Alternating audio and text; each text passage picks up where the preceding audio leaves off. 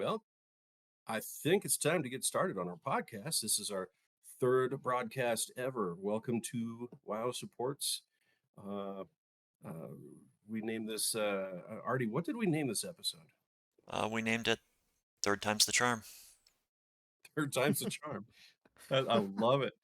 So, welcome to Close Encounters of the Tech Kind. Third time's the charm. Let's hope we've got it down by now. But hey, is what it is. I'm John Kiesling, founder of WoW Support. Wanted to do my best to raise education and awareness of technology in the world. And with me, I've got Jackson. Hi, I'm Jackson Guthrie. I am John's unofficial slave. Um, Here to have some fun. Unofficial slave. Yeah, Voluntary. I am paid. I think I think paychecks offset slavery, but why not? And Really, Artie, it's the how only about you? difference. I'm Artie. I am running things behind the. I'm the Wizard of Oz, basically. I'm behind the curtain. Yeah, if I'm a pilot, Jackson's co-pilot. Artie is our flight engineer. So all power to the engines. Let's get this thing going. He's the one that actually knows what's going on. We're just the ones with the pilot voice that comes in over the intercom. I'm running the Bombay doors. Yeah, I've always wondered if it'd be the most frightening thing to have a pilot come on the speaker and just say, everything's fine, remain calm. Let's just put the microphone down. I'd say Like, the best timed uh announcement that ever happened to me on a flight was we started hitting some turbulence, and it was okay. It was getting a little bit rough, and so the pilot decided, he came in on the intercom saying, "Hey, we're going through some turbulence. Should only last about another 15 minutes, but then it'll be all right." And he goes, "Enjoy your flight." And you just hear the little click, and then we immediately hit an air pocket. And we probably dropped 15 feet, and everyone was like, "Oh, okay." That was a good time. pilot needs to stay on the microphone the whole flight, otherwise turbulence. The worst flight I was ever on, just not to hijack the beginning, but we were in a supercell. I was flying from Albuquerque down to I think it was Roswell, and this thunderstorm was the size of New Mexico, right? And I'm Yikes! in this little 17 passenger puddle jumper. We're just flying through the middle of this thing. And it's turbulence. It's ups, it's downs. I mean, I'm surprised we didn't do a loop, but Those little planes are rough. yeah, it was one of my first flights, and my coworker at the time, he looks over. I'm hanging onto the seat. I'm white knuckle grabbed onto this chair, and he just starts laughing. He says, that chair's going to go down with the plane if it does. And I'm thinking to myself, yeah, well, it doesn't matter. I feel better this way. Hanging on. But hey, we survived. So, what are we going to be discussing today? Well, I think one of the biggest things we want to talk about is the UK law that was passed week. We got some thoughts and comments on that. Jackson, what else you got? We do want to talk a little bit about networks, how to secure a network. I think that's a good start as we are in the beginning stages of this podcast. And I think there's a lot of things that have changed since um, routers have been on the shelf, but they didn't really ever tell anybody. No one really knows. So, Yeah, that's true. yeah. Other than that, we might dip into a little bit of AI. There was ChatGPT did announce their newest version. It's not released yet, but they did announce it, called 4.0, which is short for Omni, which we've already complained that there's ChatGPT 4.0, but then now it's 4.0. So it's basically 5. Well, I mean, when you invent the AI engine that the world references and compares itself to, you can name it whatever you want. It True. just begs the question: did we get it to name itself? I mean, what would an AI system call itself? Who knows? Skynet. Would it ever get would it ever Skynet. get very would it ever would it ever get cocky enough to to just call itself, I don't know, the best AI. The answer. Maybe somebody could rename it to 42. I was about to say Same. when when we hit version 42, I hope we are at that level. We'll have Neuralink chips linking us right into the matrix. Right, right. Could be fun. So yeah, yeah. back to the UK law. Last, what was it, the 29th? 29th is when it went April into 29th. effect. Yeah, it kind of snuck up on everybody. Just all of a sudden became the law, which usually that's kind of frightening, but in this case, our legislators over there were paying attention to what the industry needs and what cybersecurity experts have been saying this whole time. The general premise of this is vendors in UK space, the market space, need to sell goods that are not vulnerable. So they outline what that means. All of us have gotten into um, situations where we've got to look at what's the default password for my router or my appliance or my computer or something. We've forgotten the password. We got to look up the default, and you go look, and it's admin or admin password or something like that. This law says you can't do that as a vendor. Every device you sell has to have a unique password to that device. Now, routers have actually been doing this for a long time, where like Asus and TreadNet and some of the others, they actually have the password written on the bottom, and it's totally unique to that device.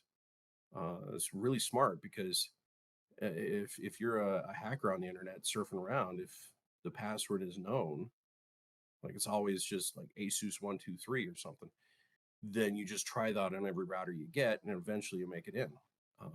Ubiquiti actually got nabbed by that a while back. They had a master password of the username is UBNT, and the password was UBNT. And so anybody that was lazy enough to not change the password, spontaneously, there were 17,000 devices pulled into a botnet. So Yikes. I'm going to And cut in here. I'm not going to Yeah. name the company because I don't remember the company, but they had a hardwired, like hard-coded default password on one of their devices, and it was a device that had seen, 10,000 units easily shipped. So, um, And the frightening thing is, guys, this happens way more often than you would think. Companies will hard code. As a matter of fact, some major brands, like top tier brands, have had hard coded passwords built into their systems. And Artie, I'm with you. I'm not going to call them out exactly because problems are still out there. But if it's hard coded, you can't get rid of it. You can't change it. And these aren't necessarily for users. These are for the engineers on the backside who are fixing problems. They'll log into a device and fix a problem, or in a hacker's case, cause a problem. So this UK law prevents vendors from doing that, and they've got some pretty serious teeth into it. and John, when So you were talking about, for example, the Ubiquiti stuff, when you say like too lazy to change the password, um, I agree with you on that. But I think, did they even make it obvious saying, "Hey, make sure you change the password"? Because I know a I lot do of now. they do. Because I And mean, that's one of those things. All the vendors have gone through a little bit of pain on that, mhm, and they suffer a hack, and then they fix their equipment in future software releases. I'm sorry. right. Go ahead. Well, I was gonna say because I think up until recently, a lot of home routers or even business class routers, I mean, it's like plug and play. You just plug it in, and there's no interaction really, unless you know to go to the router's IP, log in as your admin, and change the settings there's no obvious, hey, here's where you can change your password. Because I know a lot of, especially homeowners, people that aren't really into um, their own cybersecurity, like they may not even know that there's a web portal for it if you type in your IP address. So I It's mean, true. And that actually goes to another piece of this law is, when you first set up the router, your modem or whatever network device, you get challenged to come up with a name, come up with a password, do this. It'll often give it to you, or people just don't care. And it's not from a lack of they don't care. It's that it's yet another password in this world of 10,000 passwords I have to remember. right. Um, Half the users out there, they just want it to work and work well. One of the other challenges that this law addresses is the updates. So a router will need an update. A camera on your network will need an update. Any device with software will have to have updates. So this requires the the devices to automatically update from the vendor's secure sites. You So can at turn it off, but the okay, default has to be on. gotcha. See, that was gonna be my question because I know there's a lot of people who hate automatic updates or would want to avoid that for specific reasons if we're trying to avoid certain bugs or something like that. But Yeah, if and they it's a double-edged sword, right? 'Cause the only reason a vulnerability is published is because it's known and probably being exploited in the wild. And the second somebody publishes that knowledge, there's hackers out there listening, and they're going to say, "Oh, really? A buffer overflow on the whatever it is." They're going to go figure out how to build that hack themselves directly, Mhm. and they'll break into your network very quickly if that vulnerability is well known. Conversely, if your update turns your machine into a brick, well, what do you do? So it's one of those. No matter what you do, there's a problem or a risk there. So Right. An example of our that, recommendation. an example of Say that again. recently. Um, so Microsoft had their April update, and their April update disabled VPN on Windows machines. Now, the May update has addressed that, thankfully. So, um, VPNs should be working again if you use Windows and are doing regular updates. But still, that's a major flaw, and it Yeah. caused a lot of people to roll back the update. So, Well, and that's really the message here is when Microsoft pushes a bad update, a sour update like that, uh, there's a known path. You're not experiencing this on your own. There's 10,000 other people or 100,000 other people. They got hit with it and they're all complaining at the same time. Microsoft would then address it and show you a path to fix it. Now it's a day or two of downtime. The risk on the other side is if you don't patch it, some hacker could find that vulnerability on your system and get in. You won't know it. They're going Right. to cover their tracks on the way in. I think you said this maybe in the last episode or the one before where you said, would you rather have the manufacturer break your machine or a hacker? And I guess that's kind of the risk you have to weigh. The manufacturer is going to leave the pieces in shambles for you to go try and figure out how to pick up. A hacker is going to just quietly close the door. Yep. So it's And it going back to it comes the down to what's your personal preference. But with the vulnerable devices that are out there, this UK law has pushed all vendors have to have updates turned on because uh, major manufacturer of network attached storage devices just recently said, yeah, there's a vulnerability, but it's a 10-year-old system. We're not going to patch it. right. There was well over 1,000 of those devices still online on the internet running actively, and the manufacturer said, no, we're not touching that. on the flip side Um, of that, you have some companies like Apple this last week.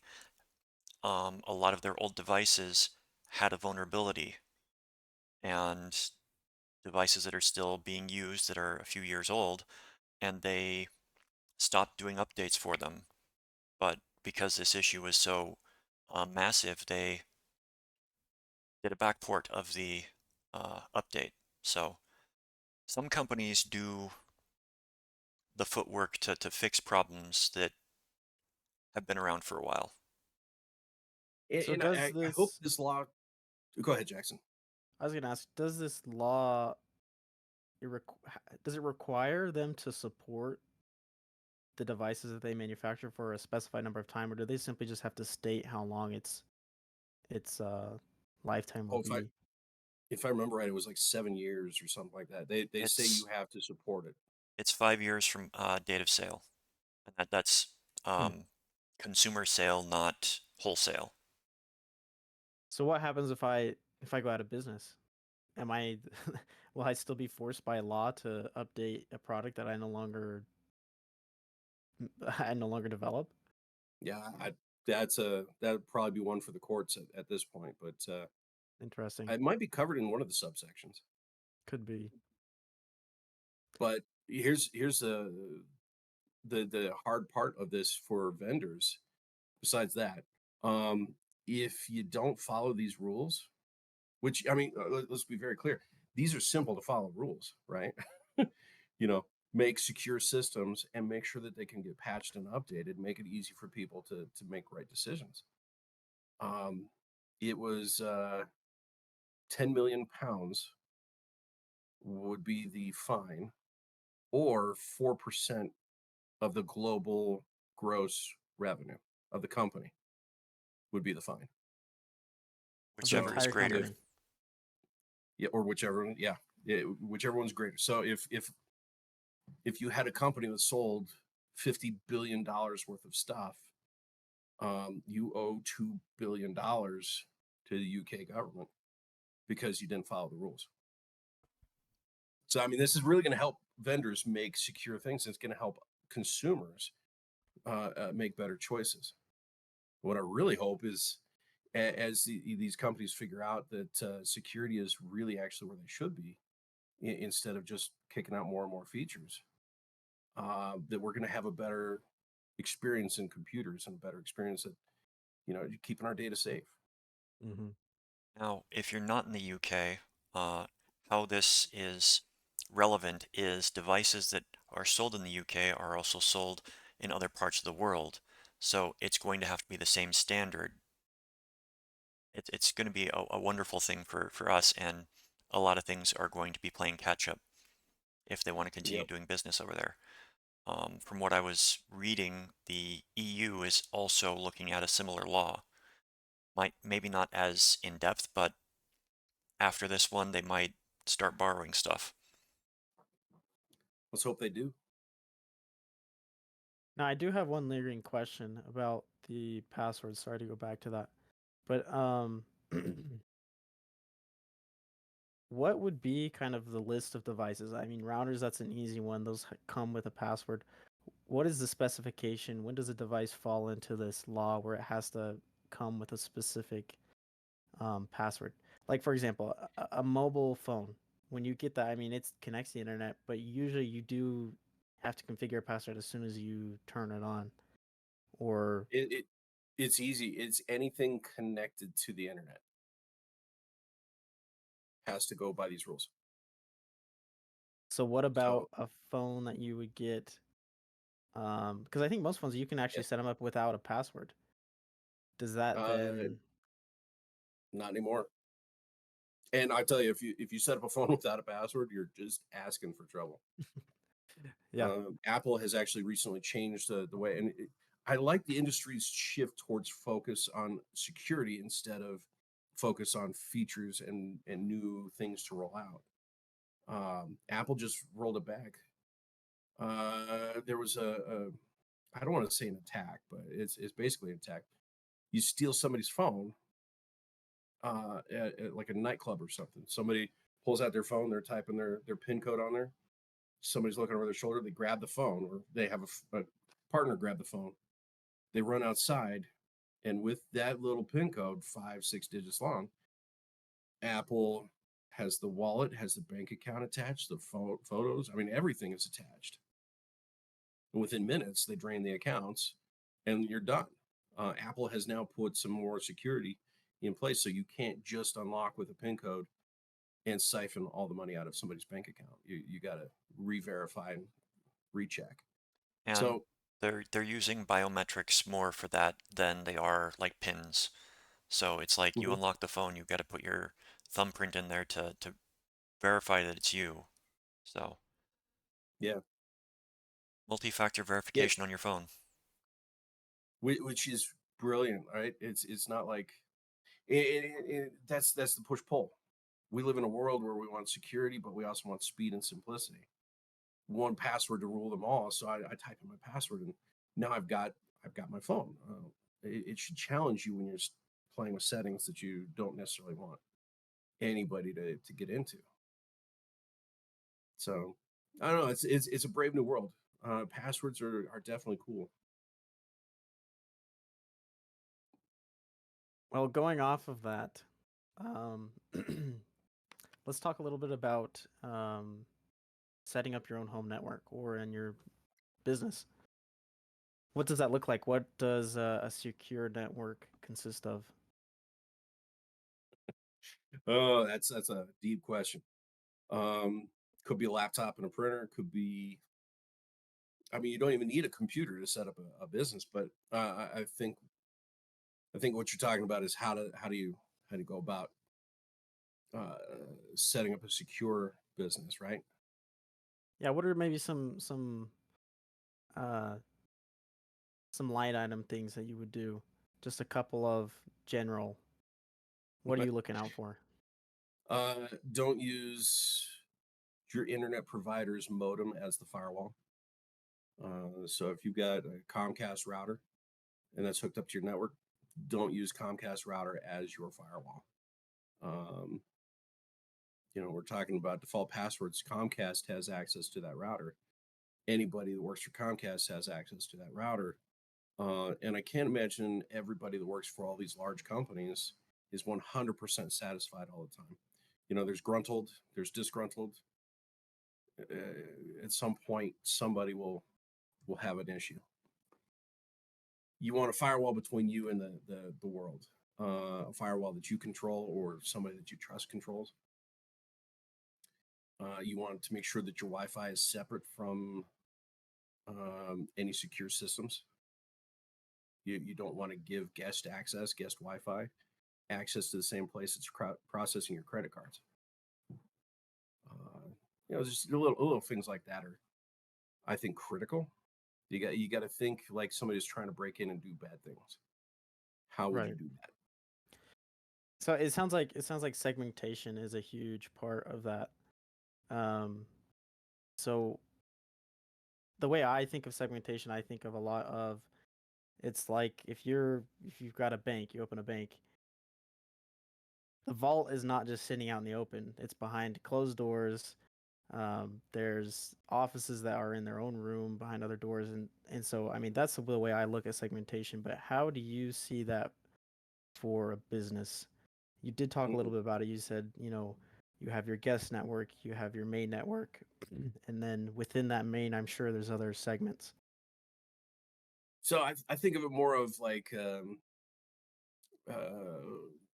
I don't want to say onion and have people think dark web kind of stuff because onion router.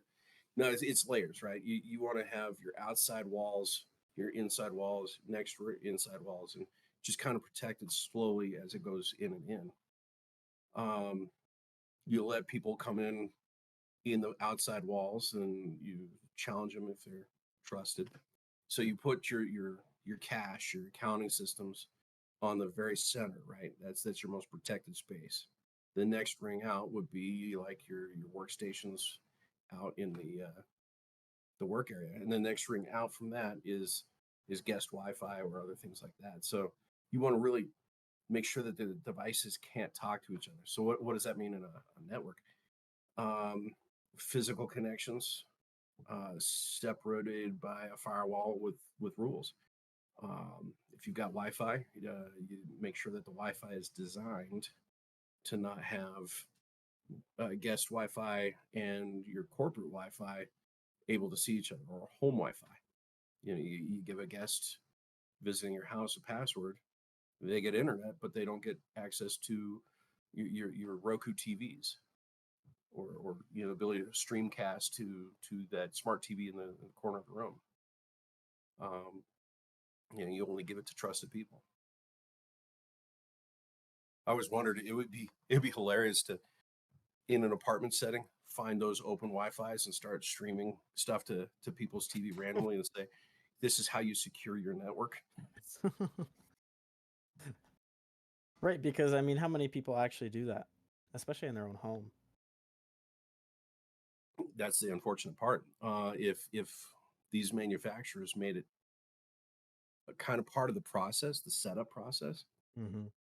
to say, "Here's your secure, and here's your guest, and you have to set up both," Right.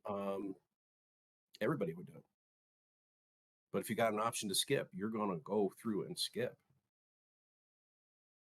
Right, and I think the other thing with that is there's two main bands that we broadcast on Wi-Fi, which is the 2.4 gigahertz, and we have our 5. And I think people don't understand how modern routers actually manage those two frequencies, because sometimes they broadcast both, but it's the same network. Other times they'll actually separate it onto different networks.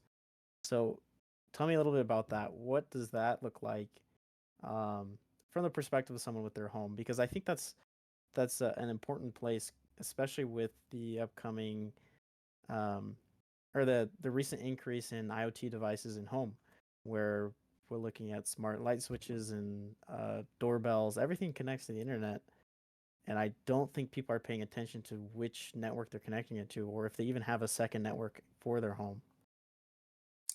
Yeah, that's a lot to unpack in that one. So first off, the difference between open and secure wireless is important.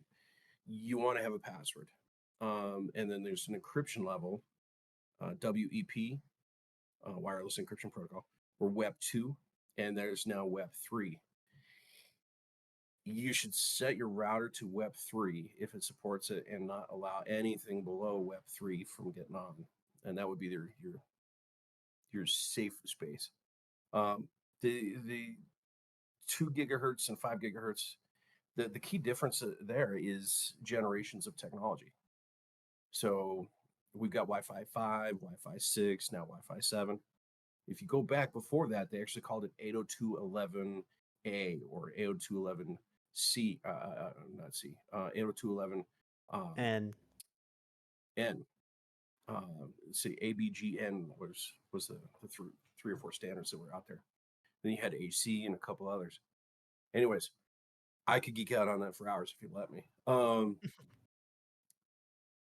When you've got 5 and 2, it's the ability to go through walls and distance, and then just the carrier ability of 5 gigahertz can carry more than twice the amount of information across it. So it's faster, but it doesn't go through walls as easy. So the 2.4 gigahertz stayed in vogue because it could go through walls and go better distance, just didn't get as fast. Some routers do blend the two together and give you the best of both worlds. But it is just pros and cons to both of those. But don't get me wrong, I I, think there's also the issue with 2.4, with it being the older and more established frequency. It does have quite a bit of crosstalk, um, or not crosstalk per se, but the airways are definitely a lot more crowded, and so I think that's why they also have tried to push 5 as well. yeah, there's 11 channels with the 2.4 gigahertz. Yeah, think of it as like lanes on a highway, right? There's 11 lanes. Jackson, I don't know if you've ever worked with a CB radio, but back in the day, you could get a CB radio for your car, and you pick it up and you talk. And Citizens Broadcast Radio, you could talk to anybody else that has a CB radio without a license. Problem is, two people can't talk at the same time, so they put 40 channels on it. So if you're on channel 1, you can talk with me. If Artie's on channel 2, we can't hear him, but he can have a conversation with somebody else. So when they came out with the wireless standard and only had 11 channels, only 11 communications can happen at the same time. One of the misunderstandings out there, and I want to be very careful how I say this, your neighbors are using the same 11 channels that are available to you. Now, just like a CB radio, if I pick it up, I'm talking to you, Jackson. Artie, if he's on channel one and we're on channel one, he has to wait for us to stop talking. Same thing in apartments or homes or businesses. If you're on the same channel, you have to wait for somebody else to stop talking, even though you have a different SSID or you have a different encryption attached to it. That channel, that specific frequency that is channel one, is dedicated to that conversation. So if your neighbors are using channel one, you can't.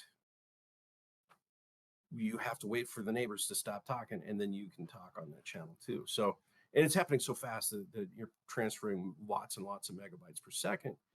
And it didn't matter because back when this was created, email was the most intensive thing on the network. And there's more intensive things, but that's the class of data that everybody was worried about. Nowadays, we're streaming high def video. So when the neighbor has Netflix watching the latest episode of Game of Thrones or something, when you're watching that, that's broadcasting on the same channel that you're trying to use in your network. So you can't accept in between those bits of information. So they get a frame of video, you get a frame of video. They get a frame, you get a frame. You know, And you I get think 5 other neighbors, and you're all on top of each other. So by splitting it to other channels, you can talk. But here's one of the most annoying pieces of it: you can set bandwidth, and like I say, I could geek out for hours. So if you got 11 channels, think like 11 lanes on a highway. You can tell your router to use, instead of 5 megahertz, 10, 20, or 40 megahertz. Some routers let you do 160, which uses up the entire 11 lanes. That works as long as you don't run into somebody else on that road. If somebody else is talking on that road, that channel, your entire convoy stops. right. So I think I ran into that recently when I was searching for a new headset. I had the bright idea, me living in college apartments. I was going to get a wireless one, and it was a wireless one that relied on 2.4 gigahertz connection to a little USB dongle. And yeah, that was a nightmare. It could not keep a solid connection just because I think there was so much crosstalk from all the other 100 people that live within, within a few hundred feet of me. So yeah, it's a pain. yeah, probably another way of looking at it would be like, and this gets really simple: colored flashlights. Like if you got a red, green, and a blue flashlight, that works. But if you're looking across the room and you see the blue flashlight blinking, that's great. But if you've got 1,000 other people with blue flashlights, could you really see your blue flashlight blink with all those others blinking at the same time? Computers are good. They can see those blinks, but it has to filter out 1,000 other blinks to find the right blink. Right. Well, So it's the idea of 2 gigahertz and 5 gigahertz, 5 gigahertz gave more channels, but the same problem followed that. When they went to Wi-Fi 6A, they actually opened it up to I forget the exact number, but you can have 760 megahertz megabit paths simultaneously. It's a pretty wide open spectrum, so you're not going to run into your neighbors as much. Nobody has Wi-Fi 6A right now. I mean, there's a few people that do, and count yourself lucky because you're running on an open spectrum and nobody's going to interfere with that. But channelizing through site IDs, SSIDs, that's when you set encryption. So let's go back to that CB analogy. If I'm on channel one, I'm talking to you, and I start talking in code, you and I can have that conversation in code as long as you understand how to decipher it. And Artie, who's listening, can't understand what we just said. Right. So that's kind of the password or the encryption put on the channel. So even though you're in an apartment complex, we're talking on the same channel. They don't understand what you just said because it's encrypted. Yeah, and that's making me think of like World War One and Two. They were doing the same thing. They were talking in code across the lines, and so that was a huge part. Was you would try and crack the enemy's code. Did you hear about the Navajo talkers? No, oh, you know Code what? That sounds talkers. familiar. Say again? They were referred to as the code talkers. That's right. Yeah, they would speak in Navajo, Yeah. and the various organizations would send a code talker out with them, and the enemy never cracked the code, Hmm. and they're speaking their native language, which was super cool because they wouldn't just use the same words; they would also use other words. I saw one special on it. The guy was saying instead of calling them tanks, he said turtles. And so even if you broke the word, what's a turtle doing in the field? What is this? Well, and then you that makes me think we could probably pull it off with Pig Latin, right? They wouldn't be able to crack that. Well, for a little bit. AI would crack it pretty quick though. Oh yeah, you think AI has that capability of detecting language like that, even if Oh yeah. it's fake language per se?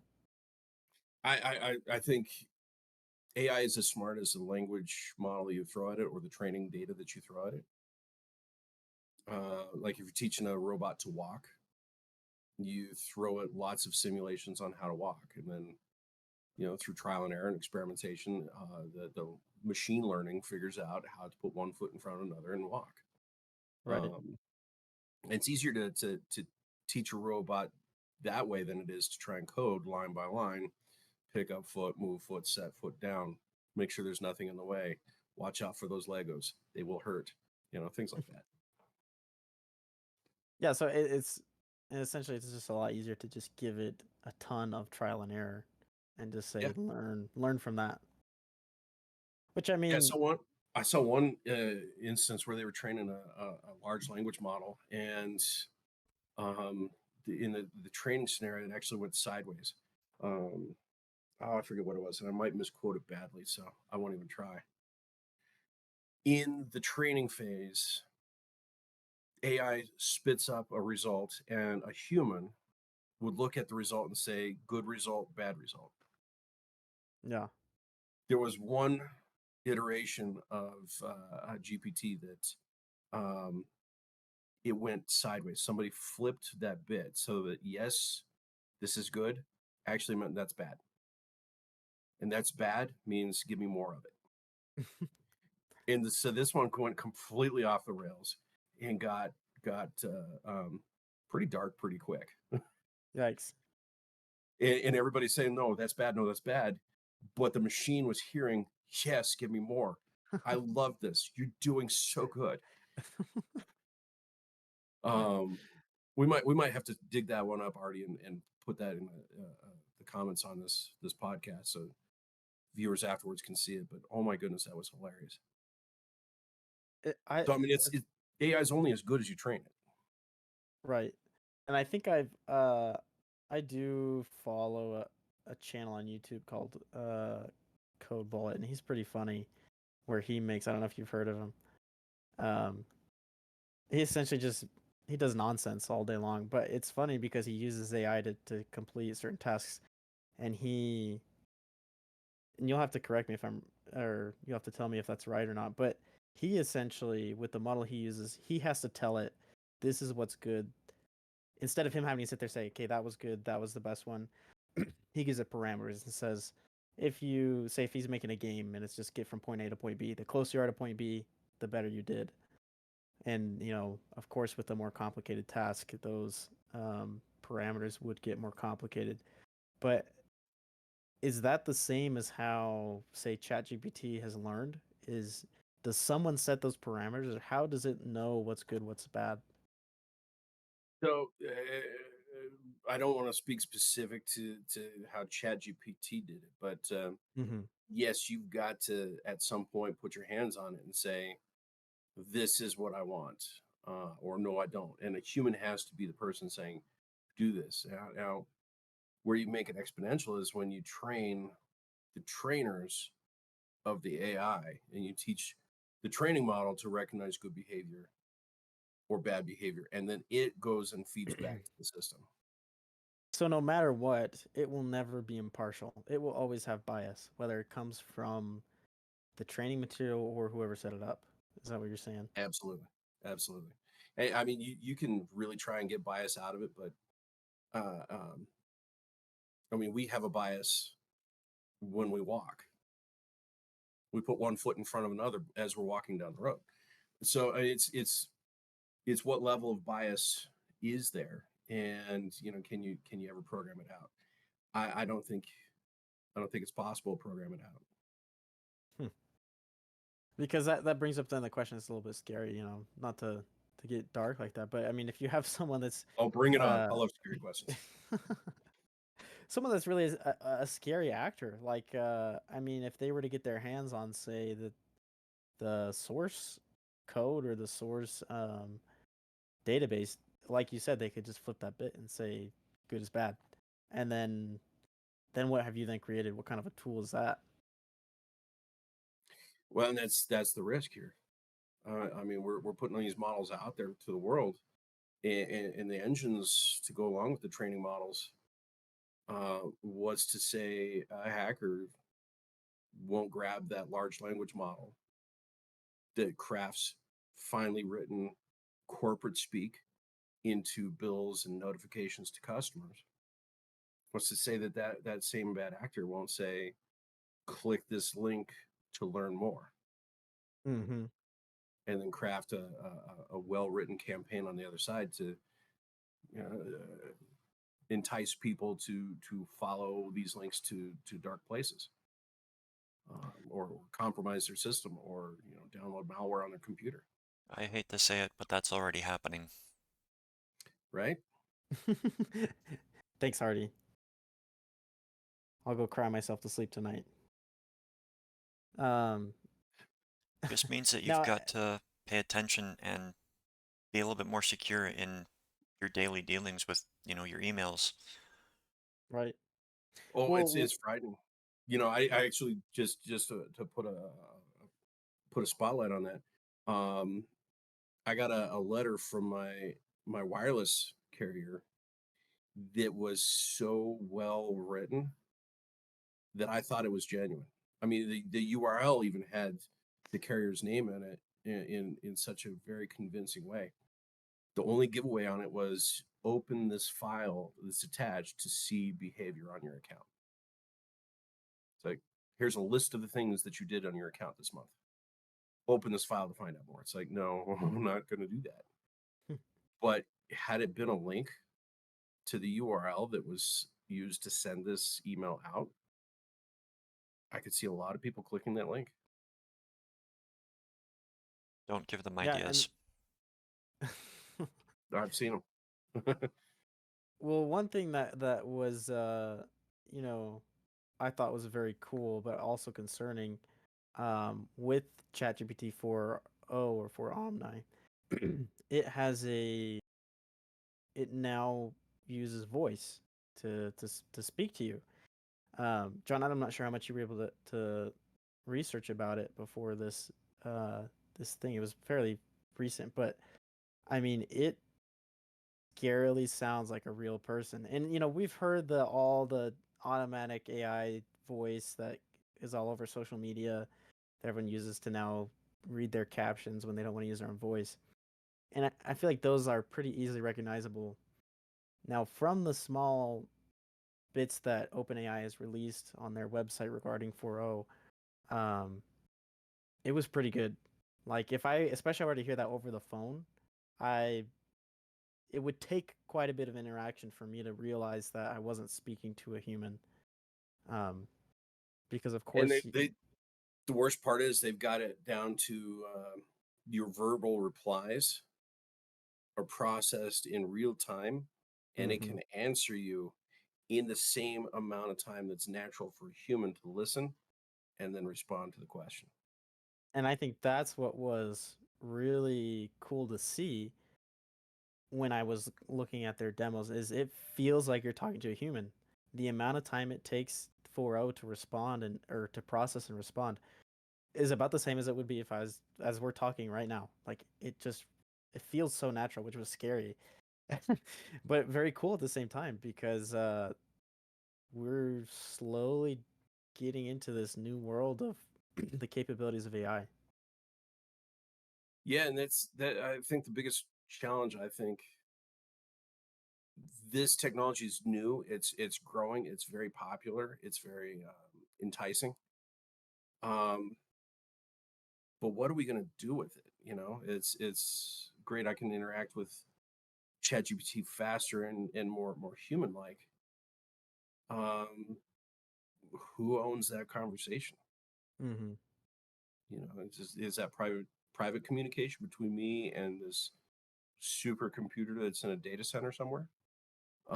You know, is that mine? Do I pay $20 a month to get access to a private conversation?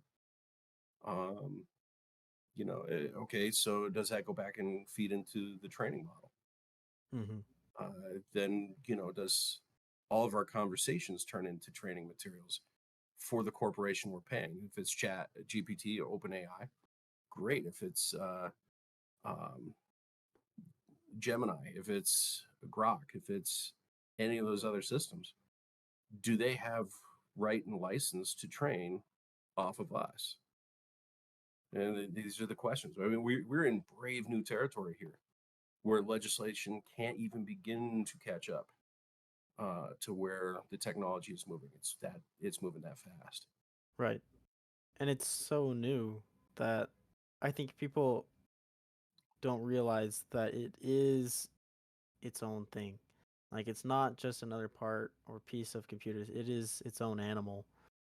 And so there's going to be a lot of learning and development before we really know what is going on and what we can expect from it.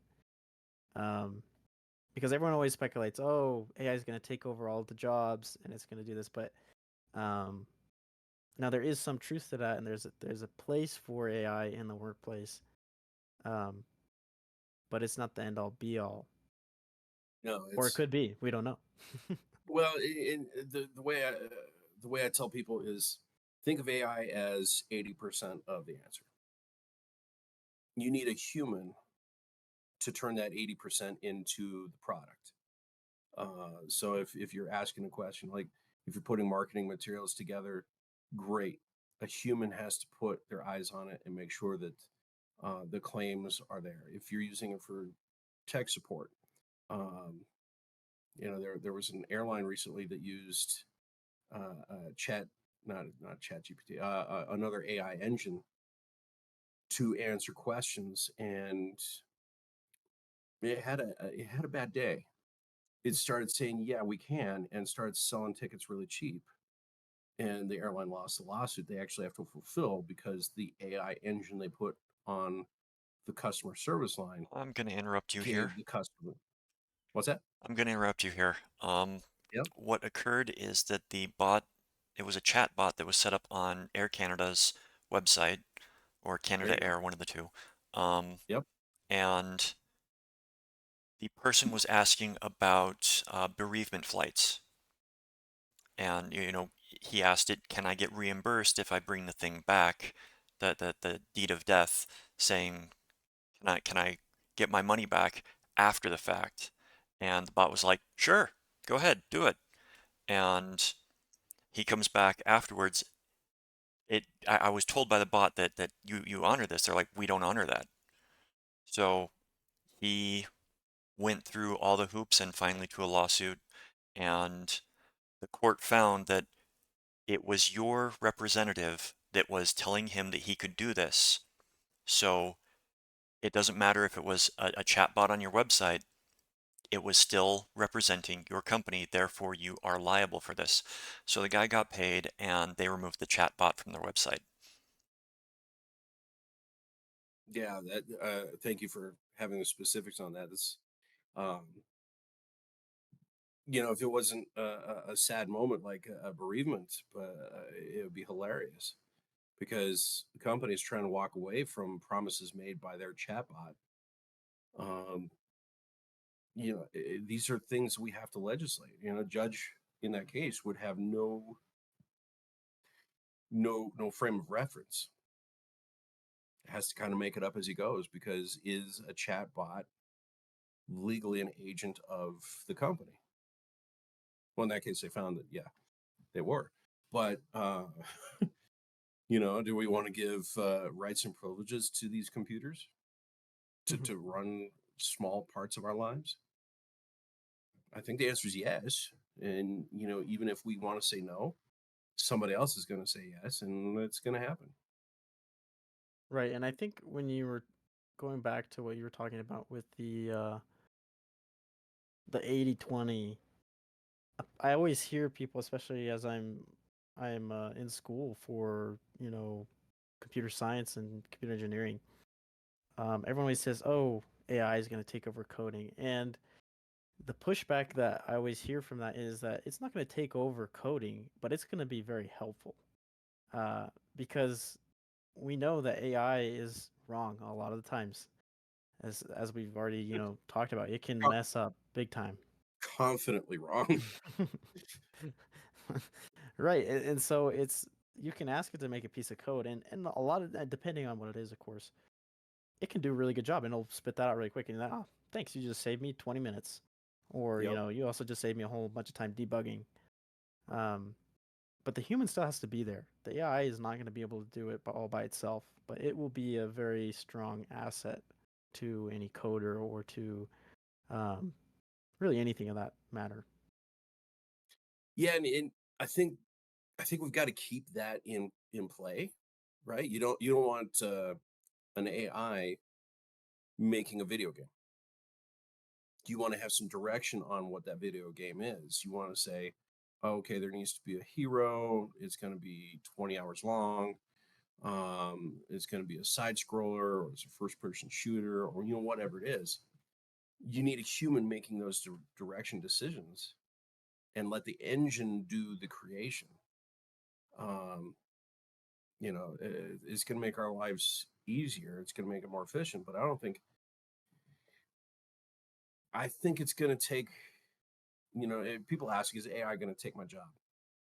I think if your job is to be told what to do and you do it and you don't have to think, that there's a risk there. If it's manual labor, not so much. But if it's yeah, data entry kind of thing, or if it's you know we're doing research on scour the internet for these kinds of products because we want to market against that, then a smart person could use AI to say go look up 10,000 web pages and tell me what the top shampoo is, and it would do it. But you got to ask the question. AI Right. is not going to ask the question. AI is going to answer the question. I think there's another aspect that comes into it, depending upon the type of work that you're submitting to it. Um, we're still not sure what percentage of work needs to be human or AI generated to qualify for copyright. And if you have your Mhm. AI out there writing the code for you, you can't copyright that code. And that's going to be something that's going to keep a lot of industries alive. And that's also gets to an interesting point because at what point have we copyrighted everything? Not stepping away from AI. At what point have we copyrighted everything that is unique? It's there are only so many guitar riffs. There are only so many chords on a piano. There's only so many chord progressions out there. If everything is copyrighted, how do you have original anything that somebody doesn't say, I've got ownership of your original idea. I think AI is just going to bring all of this to a good discussion to say these are original works, even though they sound like somebody else's that did it 20 years ago or 50 years ago. I don't know. It's I'm excited to see where it goes. Um, what I don't want is a couple people in charge of some really big AI engines owning all thoughts and decisions. And it should be open to everybody.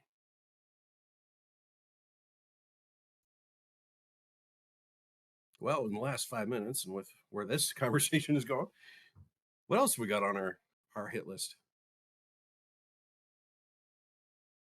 Well, we didn't get very far into 4.0, but I don't know if you saw their I thought it was really cool. They had a demo of a customer service agent.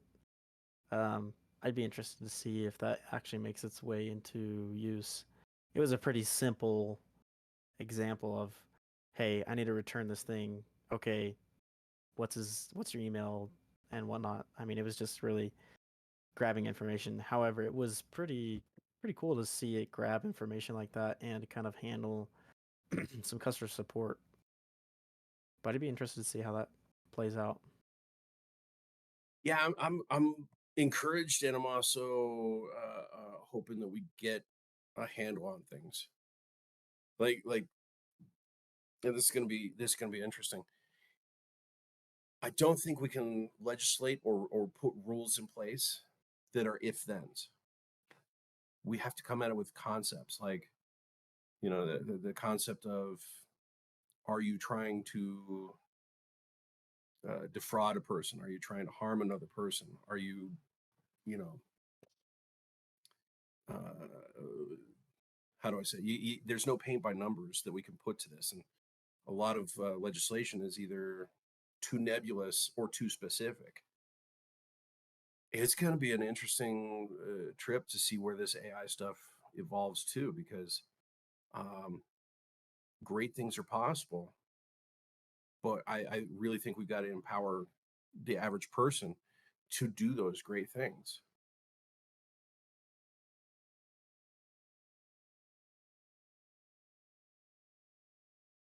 Yeah, it'll be interesting. I think if it continues on the path that it's going and it keeps improving, I think it'll give small business, especially a very big upper hand as far as taking care of a lot of that grunt work.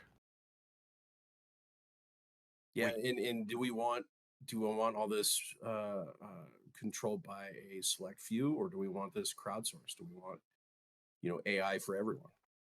I'm of the opinion that each of us should have our own private system that we can set up and tailor to our own needs. But then you lose control of it from a regulatory perspective to say do no harm, right? Right. and then you So also have to account for a lot of AIs require supercooling mhm. to process all the information going through it, and that is another Well, I've got drain. a super cool house anyway, so that's not a problem. It in and of itself is super cool. An igloo is a super cool house. That's true. Mine's a little I, warmer than that, but it's a super cool hut. Let's be clear here. I don't know, some of them look pretty good, pretty big. you got the pizza. You got Pizza Hut and Ice Hut.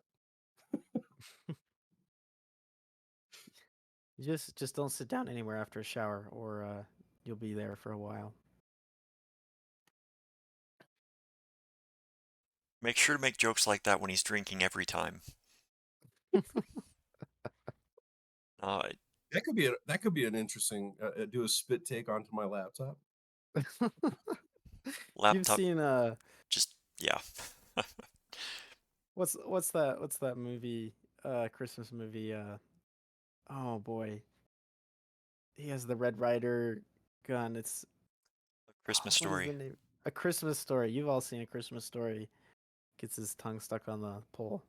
That's nothing. Hmm. That's a nightmare scene.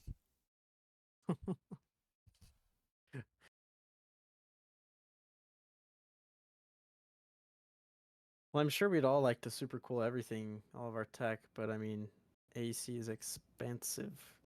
Water Which that cooling. reminds me, John, you've got some interesting cooling solutions at the office with our own servers. You probably Yeah, don't want to we'll have to reveal get those into that. secrets yet.